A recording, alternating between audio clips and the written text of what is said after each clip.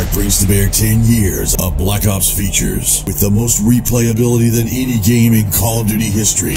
Black Ops 4 gives you more ways to play with your friends than anything Treyarch has ever made. The game launches with 3 fully fledged, fully loaded zombie experiences on day 1.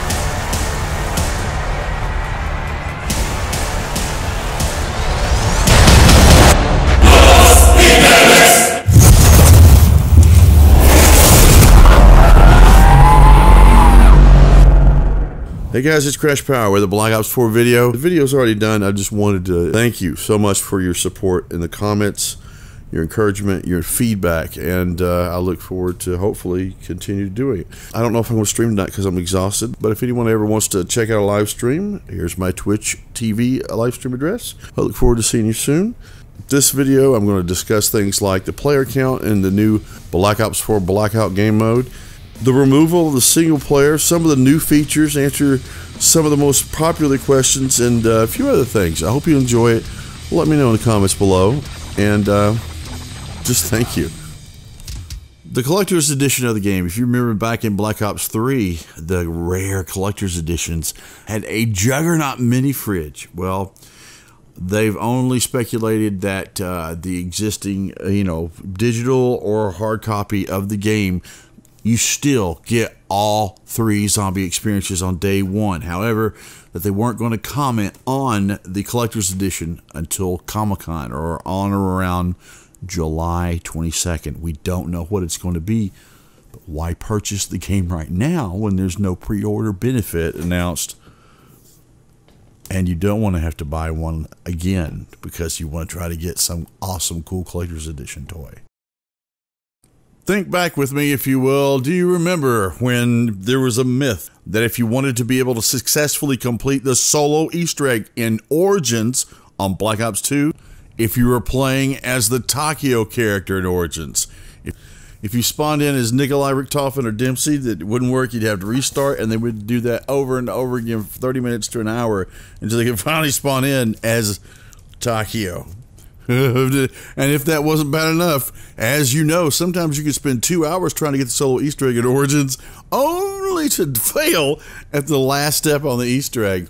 Guess what? You'd have to restart the game over and over and over again until you could spawn in again as Takio. In Black Ops 4, you can actually pick what character you want to play with. You're playing solo, but if you're playing with other members, you can't pick what character you want to be with. And there are actually bots that you can activate. They will revive you, help you with weapons, kill zombies. However, if you enable the bots in zombie mode, can they do the Easter egg for you? The answer is yes. However, the bots were so effective at it, they had to disable that feature. Hopefully it'll stay disabled for now. But they cannot, as far as when we get it, they will not be able to. It just sounded, some of it in the community reveal, kind of sounded like the sales pitch we hear every year. And you notice that everyone said throughout the presentation, with more ways to play with your friends than everything, blah, blah, blah. Then again, my faith was set on fire when I saw this.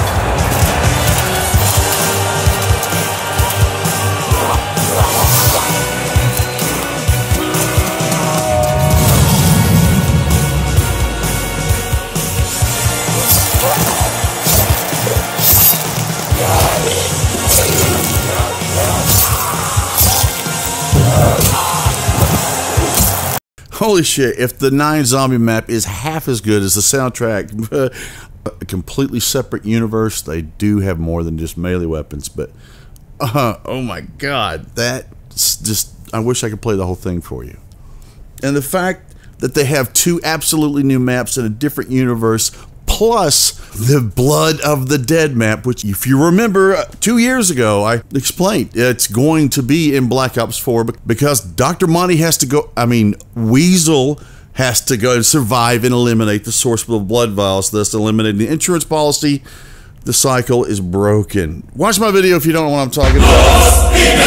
Is it true that the Mob of the Dead remake had been planned all along from the very beginning?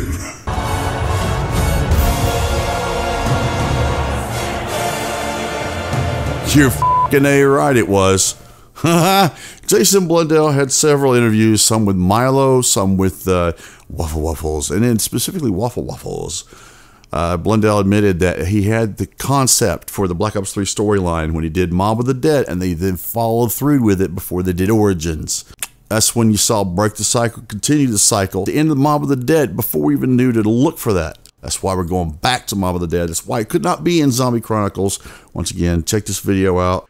And Blundell said in another interview with some other YouTuber, I don't remember which one, that with all the data mining, he hides the secret to his super Easter eggs outside of the game. If you bought the soundtrack for Mob of the Dead, you'll notice that there's two different Easter egg ending songs. One's a good ending and one's a bad ending. And Weasel has to survive. I want to talk to you, Blundell. If Blood of the Dead is the bonus map, will it only have a bare bones Easter egg like in the Giant?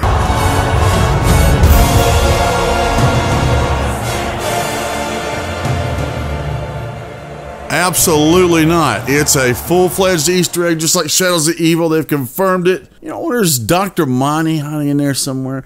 Just wait, is he? Will Black Ops 4 revive the zombie community?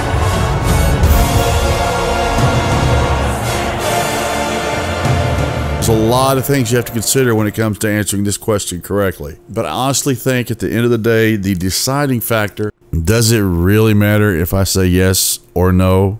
I'm going to buy it anyway. I bought Ghosts. I bought World War II. I bought Modern Warfare 3. I'm going to buy this one no matter who makes it. I ain't going to buy it. If they don't do it this year, I won't buy it anymore. But seriously, how many of you, if I gave a negative review, would not buy it? If you wouldn't buy it because something I said, you're an idiot. You know, they're making zombies for kindergartners now, and, you know, it's going to bring in fresh blood, and sometimes as we get older, trust me, I am old, and I know. Sometimes as we get older, I forgot my point. See? How are they going to have land, air, and sea vehicles in a map only half the size of the Fortnite map?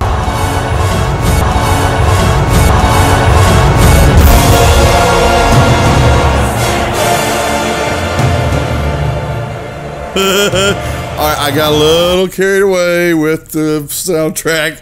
No, that's the last one. Hopefully. I have to make an update. Drifter has done his meticulous calculations and determined that it's almost or approximately the size of the Fortnite map.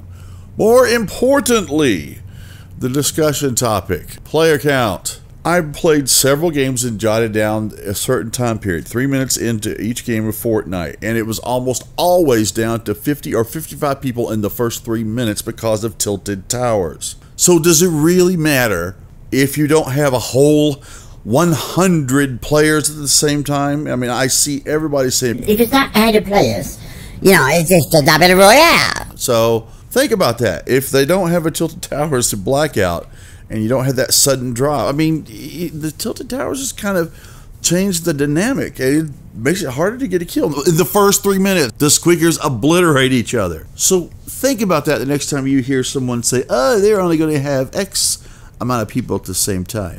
They haven't finished making the game mode, so I don't know what they're going to do, but it's definitely going to be like Black Ops, and if they didn't feel that they could kick Fortnite and PUBG's ass, they wouldn't do it. Well, they would do it anyway, because Fortnite made it, what, I don't know, $250 million in March? Now, I've got the number around here somewhere. The microtransactions are powerful. But anyway, back to the point. Oh yeah, the vehicles. People aren't understanding. I'm pretty sure these vehicles will be for conveyance only. It's not like you're going to have an attack helicopter. It's not like you're going to have a tank. If the map was half the size of the Fortnite map, then I would be making a Battlefield joke right now. But that's why I said at the beginning, don't think this is going to be like what you're used to. It'll be unique. Don't come in with a bunch of expectations about this mode. Be surprised, be innovated, but it's going to be different. It doesn't mean you have to have 100 people. Well, let's talk single-player campaign not being in this year's version of Black Ops 4. Who gives a shit? No, seriously, to be objective, I am a hardcore game mode variant fan. I don't like to play core. I understand. Unfortunately, the only game mode I like to play in multiplayer, and it's just my personal preference, is hardcore capture the flag. But as a hardcore only player, that made me a minority in the, you know, overall Call of Duty fans, and you can only allocate so many game mode hardcore variants in a game, or you won't have enough player traffic. So unfortunately, some years I don't get hardcore capture the flag, and I understand. I don't like it, but I understand. And guess what? Of the 3 game modes, zombies, multiplayer, and solo campaign is the minority. I would say who plays it, but a lot of people are raising some gripe. That's fine, but I personally do not have a problem paying $60 plus the $40 for, you know, not having a solo campaign, which I would never play anyway. It's not that big of a deal. It's just removing something that the majority of the Call of Duty community doesn't consider its main enjoyment from the product. And I think that people should just shut the fuck up and accept it. Now, yes, you could look at it this way, that switching from a single-player campaign, which makes no microtransactions, to a smart business decision Battle Royale, which makes several million in microtransactions a month, is a smart business move. Okay. But if you're deterred from buying this game because it doesn't have a solo campaign, seriously, think about it and move on to something more important. To be honest, it's our own damn fault. The Call of Duty community should never have demanded that we have Battle Royale in this year's Call of Duty. It was a mistake. What have we learned from the past when the Call of Duty developer has switched or has added something to our game because another trending competitor, which used to work for Infinity Ward, yeah, I'm talking Titanfall, had jumping around, and then we get exosuits. Well, that was a mistake. So I think that innovation is something that's more important than assuming what we need in our Call of Duty and letting the developer that has never failed us take the reins and innovate. Unfortunately, we demanded it. They listen to the customer. Activision's view probably that it's a smart business decision, but do not buy this game for the sole purpose of having a Battle Royale mode. Not that I'm saying that it will not be good. It'll be something that we've never seen before for the first time, and it may not be what you expect. If you are only buying Black Ops 4 for the Battle Royale mode, you don't like zombies, or you don't like multiplayer, you should seriously think about waiting and seeing what the game mode is like after it's released, watching people live stream it, and see whether or not it's something you are interested in. Because, unlike the zombie maps, which the developer Treyarch has had 3 years to perfect, the Battle Royale edition is still in progress. And I don't know, some people say it's been said that they've had over a year. It could be less. David Vonderhaar has recently gone on record and said the Battle Royale mode will be released on time when the game is, you know, launched on October 12th, which makes me think, oh, there's a concern that it may not be done on time. And it could be very fun. Fortnite put PUBG in a cave like a caveman and made it an obsolete game, so to speak. Battle Royale and new Black Ops 4 Blackout could do the same thing to Fortnite. It all comes down to the business decisions that Activision continues to make, and that is getting us to purchase the game months before we even know what's in it. Now, I have faith in this developer. I'm going to pre-purchase this game. But it's not just that Fortnite is free. There's something to be said for the fact that Fortnite will give you a game for free and let it stand on its own merits. The only reason it's doing so well is because it has massive replayability. But guess what? Sound familiar? That's been around for years. From the creators of the zombie phenomenon. Massive replayability. So Battle Royale isn't necessarily the thing that they should add to this game, although it's a smart business decision and everybody seems to want it. I want the developer to continue to innovate and come up with something fresh and new. Lately, it just seems, or my assumption for the publisher over the past 2 years, is just to make your pre-order sales. It's more important just to lean on the prestige of your Call of Duty brand than actually making a game that's finished or we want to play.